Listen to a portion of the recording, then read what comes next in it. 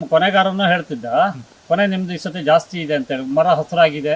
ನಾವು ಕೊನೆ ತೆಗಿಬೇಕಾದ್ರೆ ಹೋದ ವರ್ಷಕ್ಕೆ ಈ ವರ್ಷಕ್ಕೆ ಡಿಫ್ರೆನ್ಸ್ ಇದೆ. ಕೊನೆ ತುಂಬಾ ಸೈಜ್ ಬಂದಿದೆ. ಕೊನೆ ನಾವು ಕಾಯಿನ ತೂಕ ಬಂದಿದೆ. ಮತ್ತೆ ಏನಂದ್ರೆ ನಾವು ಅಡಿಕೆ ಒಣಗಿಸಿ ಮಾಡ್ತೀವಲ್ಲ, ಅದ್ರಲ್ಲೂ ತೂಕ ಜಾಸ್ತಿ ಇದೆ. ಅಡಿಕೆ ತೂಕ ಜಾಸ್ತಿ ಇದೆ. ಮತ್ತೆ ನಮಗೆ ಇದರಿಂದ ಹಾಕಿದ್ರಿಂದ ಸೈಡ್ ಎಫೆಕ್ಟ್ ಏನೂ ಇಲ್ಲ. ನಮ್ಮ ತೋಟಕ್ಕೆ ರೋಗ ಬರೋದಾಗ್ಲಿ, ಮಳೆಗಾಲದಲ್ಲಿ ಬೇರೆ ರೋಗಗಳು ಯಾವುದಿಲ್ಲ. ಈಗ ಎಲೆ ಚಕ್ಕೆ ರೋಗ ಅಂತ ಹೇಳ್ತಾ ಇದಾರೆಲ್ಲ.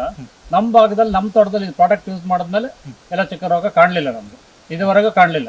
ನಮಸ್ತೆ ಆತ್ಮೀಯ ರೈತ ಬಾಂಧವರೇ, ನನ್ನ ಹೆಸರು ಚೇತನ್ ಅಂತ ಹೇಳಿ, ಕೆರನ್ ಆರ್ಗಾನಿಕ್ ಪ್ರೈವೇಟ್ ಲಿಮಿಟೆಡ್ ವತಿಯಿಂದ ನಾವು ಇವತ್ತು ನಮ್ಮ ಮಲೆನಾಡಿನ ಭಾಗದ ತೀರ್ಥಹಳ್ಳಿ ತಾಲೂಕು ನಣಬೂರು ಗ್ರಾಮದಲ್ಲಿದ್ದೀವಿ. ಇಲ್ಲಿ ಶ್ರೀಧರ್ ಭಟ್ ಅಡಿಕೆ ತೋಟದಲ್ಲಿದ್ದೀವಿ. ಸತತವಾಗಿ ನಮ್ಮ ಕೆರನ್ ಉತ್ಪನ್ನವನ್ನು 4 ವರ್ಷಗಳಿಂದ ಬಳಕೆ ಮಾಡ್ತಾ ಇದ್ದಾರೆ. ಈ ಬಗ್ಗೆ 4 ವರ್ಷದಿಂದ ಅವರ ಅನುಭವ ಹೇಗಿದೆ ಮತ್ತು ರಿಸಲ್ಟ್ ಹೇಗಿದೆ ಎಂಬುದನ್ನು ಅವರ ಅನಿಸಿಕೆಗಳ ಮುಖಾಂತರ ಕೇಳೋಣ. ಸರ್ ನಮಸ್ತೆ. ಸರ್, 4 ವರ್ಷದಿಂದ ಬಳಸ್ತಾ ಇದ್ದೀರಿ, ಹೇಗಿದೆ ತೋಟ? ಎಷ್ಟು ಎಕರೆ ಇರೋದು ಇದು? ಇದು ಒಟ್ಟು 4 ಎಕರೆ ಒಟ್ಟು ತೋಟ. 4 ಎಕರೆ ತೋಟ. ಎಷ್ಟು ಗಿಡಗಳು ಬರ್ತವೆ? 4 ಎಕರೆ ಅಂದರೆ ನಮ್ಮ ಭಾಗದಲ್ಲಿ ನಿಮ್ಮ ಲೆಕ್ಕ 400 ಗಿಡ, ನಮ್ಮ ಭಾಗದಲ್ಲಿ 800 ಗಿಡ ಎಕರೆಗೆ ಬರುತ್ತೆ. 1 ಎಕರೆಗೆ 800 ಗಿಡಗಳು ಬರುತ್ತೆ. 800 ಕಾಯ ಕಮ್ಮಿ ಇದೆ. 800 ಗಿಡ ಇದೆ. ನಾವೀಗ ಅಷ್ಟು ಪ್ಲಾಟಿಗೆ ಹಾಕಿದ್ದೀವಿ, 4 ವರ್ಷದಿಂದ ಹಾಕ್ತಿದ್ದೀವಿ.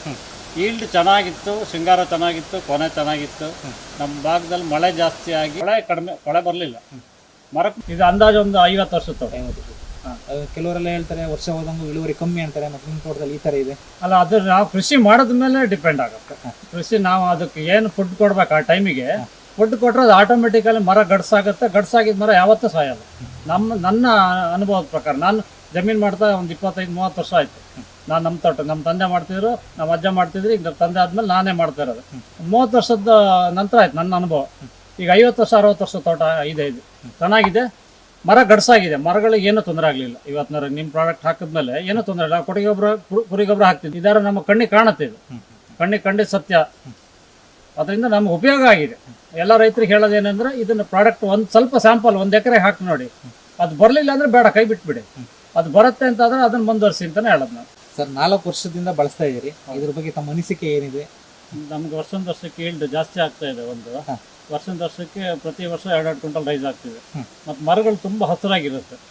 ಮತ್ತು ನಾವು ಇದ್ರ ಜೊತೆಗೆ ನಿಮ್ಮ ಪ್ರಾಡಕ್ಟ್ ಕೊಟ್ಟ ನಂತರ ಒಂದು 15 ದಿವಸ ಬಿಟ್ಟು ಸುಣ್ಣ ಕೊಡ್ತೀವಿ. ಸುಣ್ಣದ ನೀರು ಕೊಡ್ತೀವಿ. ನಮ್ದು ಕೊಟ್ಟಿಗೆ ತೊಳೆದ ನೀರು, ಟ್ಯಾಂಕ್ ನೀರು, ಸ್ಲರಿ ನೀರಿದೆ, ಅದನ್ನ ಬಿಡ್ತೀವಿ. 1 ಟೈಮ್ ಸ್ಲರಿ ಬಿಡ್ತೀವಿ. ಮತ್ತೆ ಪಂಚಗವ್ಯ ಮಾಡಿ ಕೊಟ್ಟಿದ್ದೀನಿ. ಹೋದ ವರ್ಷ ಮಾಡಲಿಲ್ಲ, ಈ ವರ್ಷ ಮಾಡಿದ್ದೀನಿ.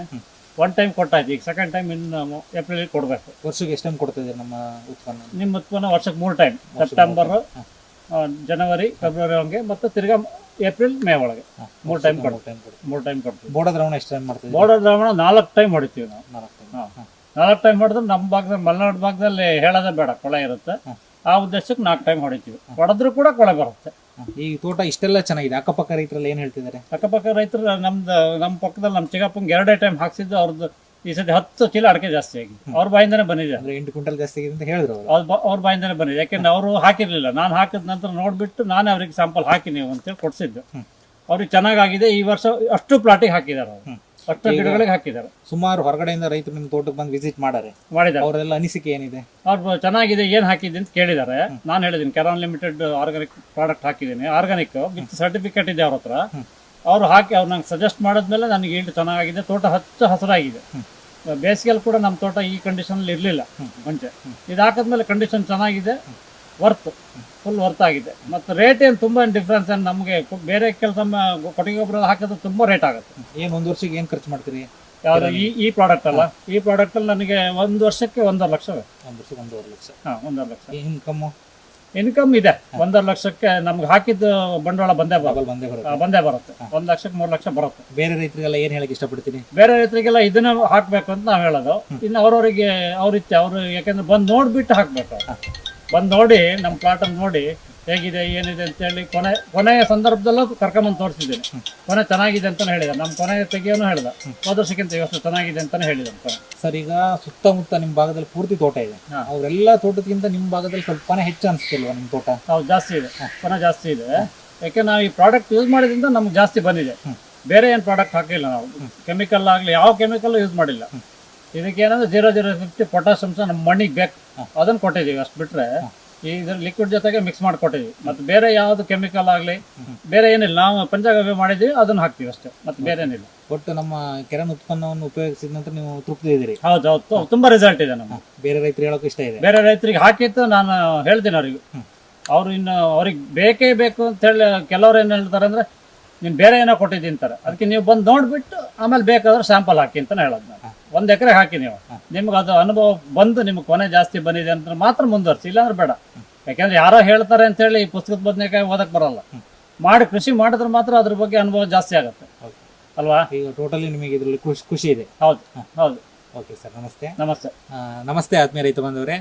ಈಗ ಶ್ರೀಧರ್ ಅವರು ತಮ್ಮ ಅನಿಸಿಕೆಗಳನ್ನು ತುಂಬ ಸೊಗಸಾಗಿ ವರ್ಣಿಸಿದ್ದಾರೆ. ಈ ತೋಟ ತೀರ್ಥಹಳ್ಳಿಯಿಂದ 16 ಕಿಲೋಮೀಟರ್ ದೂರ ಇದೆ. ಈ ತೋಟಕ್ಕೆ ನೀವು ಬಂದು ವಿಸಿಟ್ ಮಾಡ್ಬೋದು. ಹಾಗೆ ಶ್ರೀಧರ್ ಸರ್ ಅವರ ನಂಬರ್ ಕೂಡ ನಾವು ಡಿಸ್ಪ್ಲೇಯಲ್ಲಿ ಶೋ ಮಾಡಿರ್ತೀವಿ. ಅವ್ರ ಮುಖಾಂತರ ನೀವು ಕಾಂಟ್ಯಾಕ್ಟ್ ಮಾಡಿ ಮಾತು ಆಡ್ಬೋದು. ನೀವು ನಮ್ಮ ಉತ್ಪನ್ನವನ್ನು ಉಪಯೋಗಿಸಿ ಹೆಚ್ಚು ಇಳುವರಿ ಪಡೆಯಿರಿ ಅಂತ ಹೇಳ್ತೀವಿ. ಇಲ್ಲಿಗೆ ಈ ವಿಡಿಯೋನ ಮುಕ್ತಾಯ ಮಾಡ್ತೀವಿ. ನಮಸ್ಕಾರ.